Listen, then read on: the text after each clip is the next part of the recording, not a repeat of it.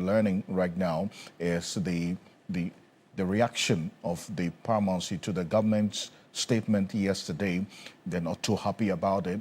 And Festus Aboagye, retired, who has been following this case quite closely over the period, has also joined us on Zoom right now. Good evening. Thank you for joining us here on Ghana Tonight. First of all, I want to find out your thoughts on the latest development with the killing of these two students and then also the closure of schools in the area and this latest attacks and the violence in the Bawku area, taking into consideration the ongoing mediation talks led by Otumfuo to the second. What should be the most potent response to this latest development?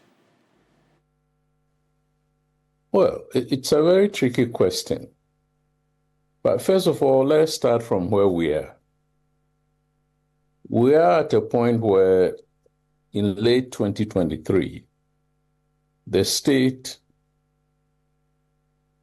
was oblivious and allowed the installation of a rival Bawku chief, which led to the escalation that we saw in early 2024, which then prompted the previous administration to deploy a task force of 500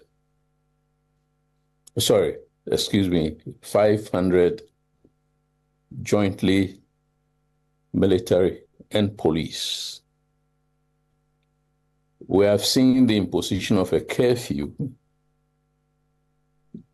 the Joint Task Force has been conducting patrols, convoy escorts, and then I think most recently, the current administration appealed to the Otumfuo, the Asantehene, to use his good offices to mediate between the conflicting parties.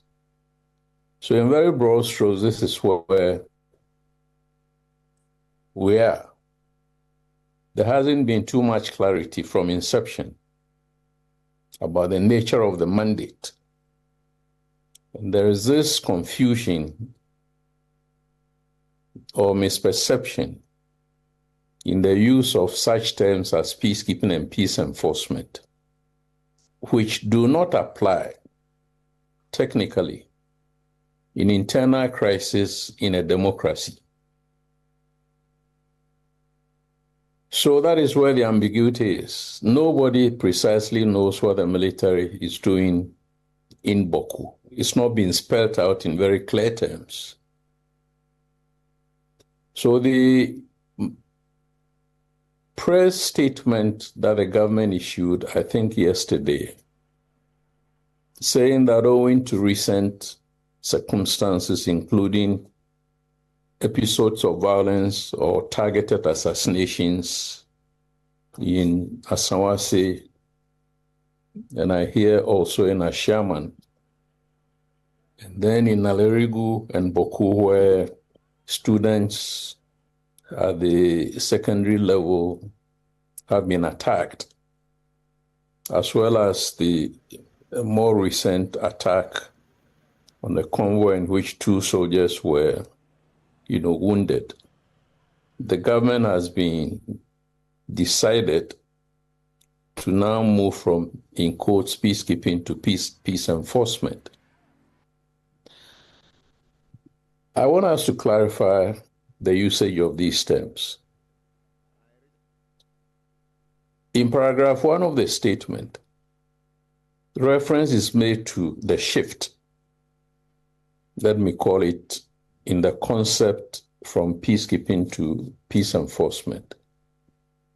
But in paragraph 2 of that statement, where you expect to understand the mandate that the government is giving to the task force, it starts by talking about law enforcement. Now, law enforcement is not what peace enforcement does. Peace enforcement means that there is no peace all attempts at pacific settlement of the dispute has failed. And therefore, you are going in to use a higher level of force.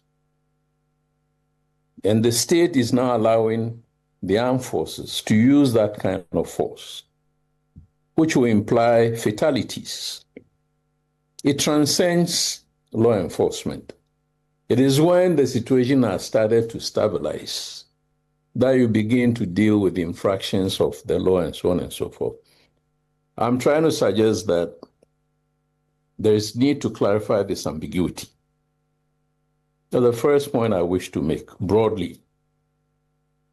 But I started by talking about the deployment of this task force. So if we appraise, we review the performance of the task force, which is 500, and we assume and can support it with evidence that the task force is not being able to bring the situation in Bawku under control, one of the most, obvious options is to look at the strength of the force, the size of the force. Probably that is why it's not being effective. 500 in a district of Bawku, with settlements spread out, probably will need more troops than the 500.